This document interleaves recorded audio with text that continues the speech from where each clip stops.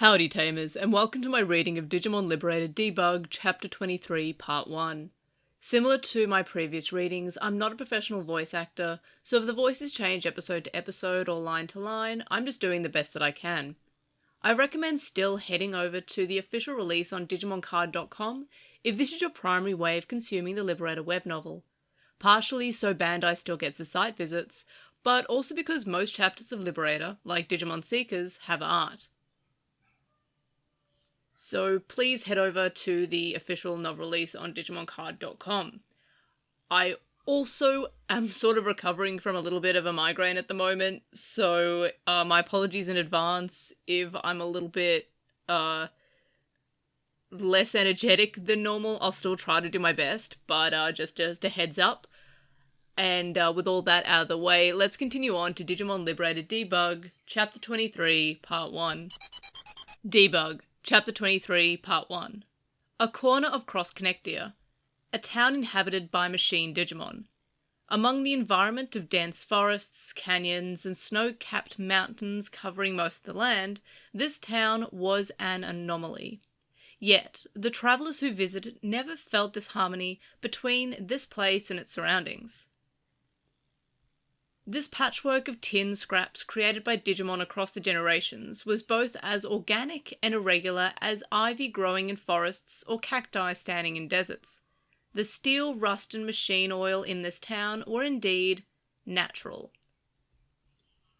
And now, a girl's shouts of joy rippled through the air tainted with the scent of oil. "Hurroo! Hansasune! Hey, we're finally all back together! I'm glad you're safe, Yuki." The debugger Yuki waved wildly with a smile on her face, while her teammates Ryutaro Williams and Suzune Kazuki smiled back.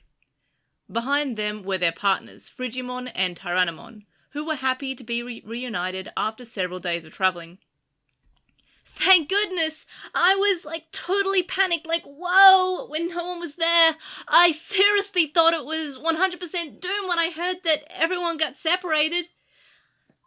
But we managed to find our way back together, all thanks to your genius idea. It was so awesome how you told us where you were by using the booming audio of the rock festival. Yep, it was super effective." Next to Yuki, who was getting all bashful from the shower of compliments, was her partner Itmon sighing. Holding a once-a-generation rock festival to reunite everyone scattered across Cross Connectia was certainly an unconventional plan. Or rather, an absurd one, according to Itmon. However, the festival succeeded in its aim, leaving Itmon with mixed feelings of relief at the reunion and disappointment at not getting to see Yuki's tearful face and say, "I told you so." As an aside, it's worth noting that Itmon had the time of its life during the concert. However, the festival succeeded in its aim, leaving Itmon with mixed feelings of relief at the reunion and disappointment at not getting to see Yuki's tearful face and say, "I told you so." As an aside, it's worth noting that Itmon had the time of its life during the concert. "Don't flatter her too much, Ryutaro, Suzune." The bespectacled winner said this as he peered from the shadows of a building. "You made it here first, winner?" "Yeah, I got here just before you both, Ryutaro and Suzune." "You just happened to be close by, huh? Hang on, teacher, why are you telling them to stop flattering me? I don't mean to toot my own horn, but I put in an MVP performance." As Yuki shook him by the shoulders, Winner lifted his glasses up. Itmon nodded empathetically in agreement, muttering about how all the hard work that has to be done because of Yuki's reckless ambitions. "It's true, it worked out in the end, but there was every possibility that the enemy would catch on first." "Uh-huh, Winnie was worried about you, Yuki." "Don't say more than you have to, Funbeamon." "Alrighty, I know what you're getting at. Thanks for telling me, Funbeamon." "Listen, Yuki, it's not like that." The comment from Winner's partner, Funbeamon, made him freeze, as if he had no place to put his hand that he had used to lift his glasses. It was an interaction that Itmon was used to seeing, but it sensed an unwavering closeness between them that was stronger than ever before. I only heard you two from afar, but that song was super cool. I know, right? You got good taste, Ryu. But what's the most impressive thing is that everyone made it back okay, right, Tyrannomon? Yeah, if we look more closely, you were apparently the most reckless one, Ryu. I already apologized for that, didn't I? That lecture before was nowhere near enough for that rashness of yours. I'll drill it into your head after the mission is over. What the heck did you do, Rutaru?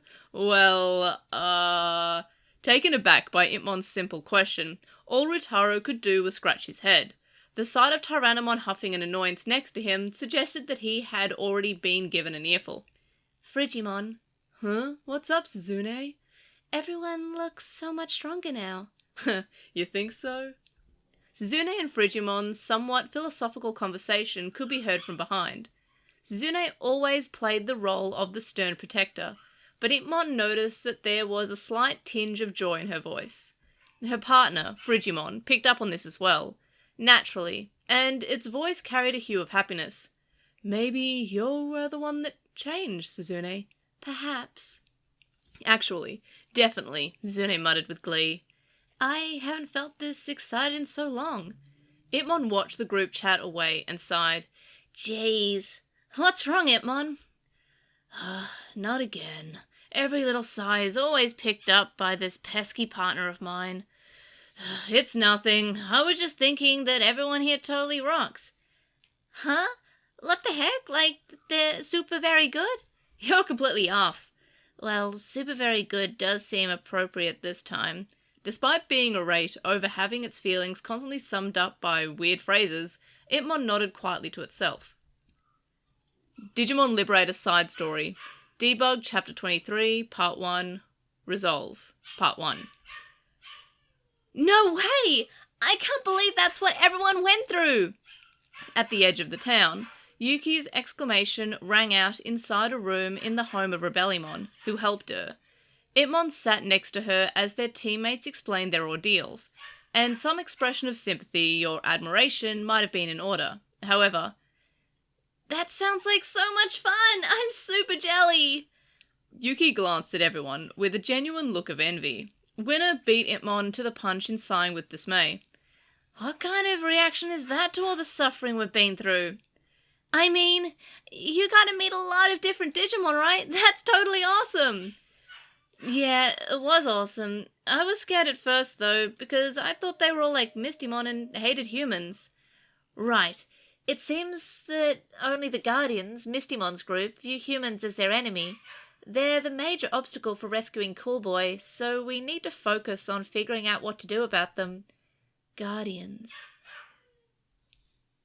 Yuki quietly echoed the word, then opened up a map between everyone. Mirai told me where Mistymon is. When compared to what we've seen as well as this map looks accurate.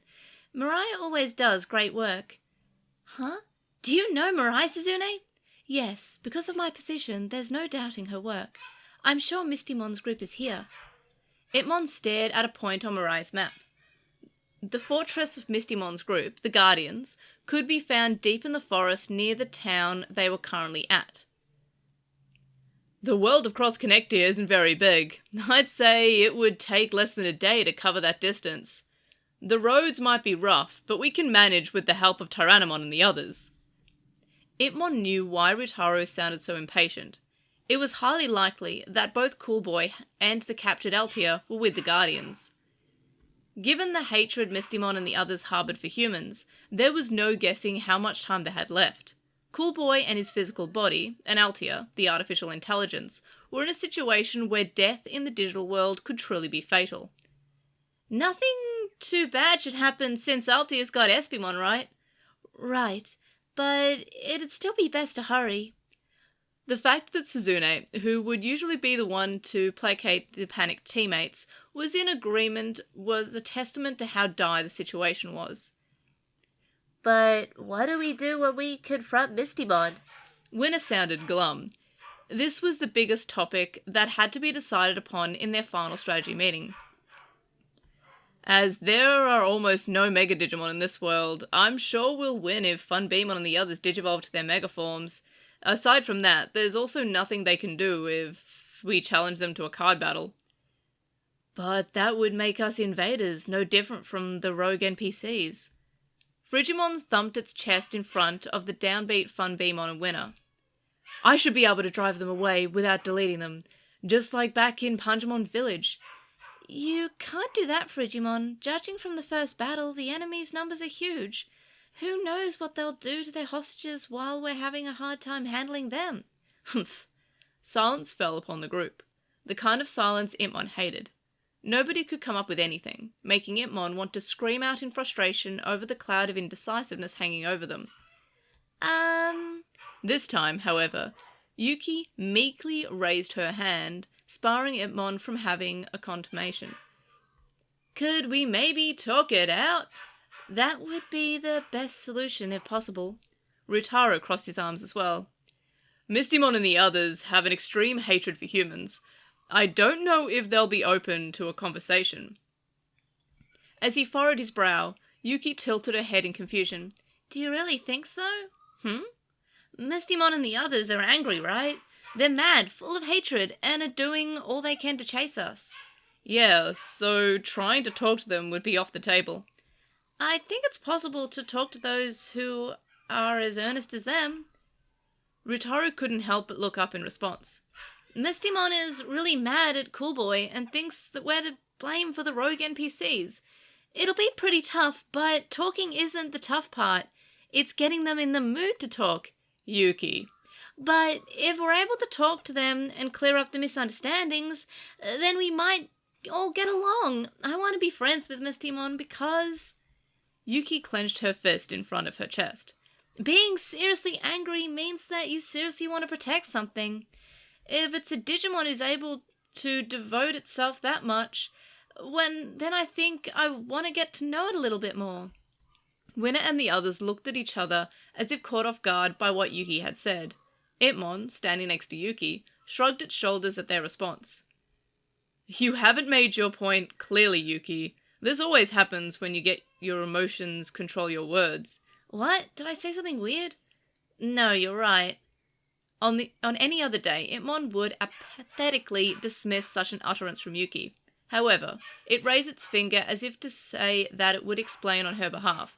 Basically, what Yuki's trying to say is, why are you guys focusing on trying to fight Digimon? The debugging team's mission is to save them, no? Oh! Ryutaro gently bumped his fists together at Itmon's words. You're right. Looks like we forgot something important. Winner lifted his glasses in agreement. So you're saying that if there's a way to solve all of this by talking, then we can't give up, no matter how hard it is to get to that point. Wise words, Itmon. Guess so. Hey, I was the one who said it first! Zune gently nodded as she smiled at the sight of Yuki protesting at Itmon, who had its puffed-out chest. They're genuinely angry because they genuinely have something they want to protect. There's no denying that Mistymon and the other Guardians are extremely desperate right now. They have to deal with the rogue NPCs and the recent disasters. If we can make them understand that we want to help resolve all of that, then maybe we can patch things up. Totally right! Yuki pointed her index finger straight up to the sky with glee.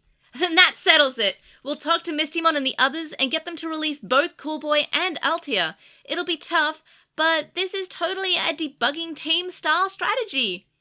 Itmon clasped its hands behind its head in satisfaction over what Yuki had said. Moods like these were much better than silence. So, have we figured most of it out by now? Itmon yawned after the four of them spoke, and Yuki nodded, full of confidence. Yep, everything's sorted, all out for us. That's nothing to gloat about. Can you blame me? It's not like we know what to talk about until we're actually having that conversation. Zune chuckled as Yuki pouted. It's still a lot better than nothing. We have a much clearer picture of the situation in this world now. After putting together all of the information everyone has gathered, I'm sure we'll be able to speak in good faith. Even if it's Mistymon we're talking about here. You heard her! It's all about good, groovy faith, Itmon. You clueless bandwagoner. Yuki's smugness made Itmon give a resigned shrug. There's still a problem of how we're going to get that crazy ticked-off Mistymon to listen to us.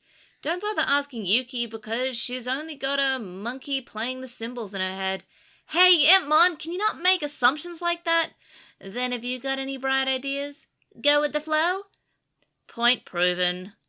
What do you mean? There's nothing wrong with going with the flow.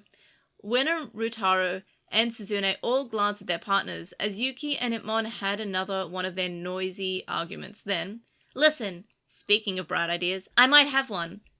The trio sounded out in unison, prompting Itmon and Yuki to look at each other. To be continued. And that is it for another chapter, or a part of a chapter, of Digimon Liberator Debug. This was released in another one of those batches of 4 parts, so Debug.23-1, Debug.23-2, Debug.24-1, Debug.24-2.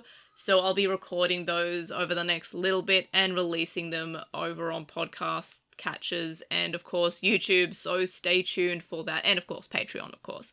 But yeah, stay tuned for all of that. And yeah, so it looks like we're actually finally getting into some stuff, which is exciting. I hope we get to see some cards again soon. But in any case, thank you so much for listening. You can contact me and stay updated. You can leave me a comment on this episode on YouTube, join the conversation.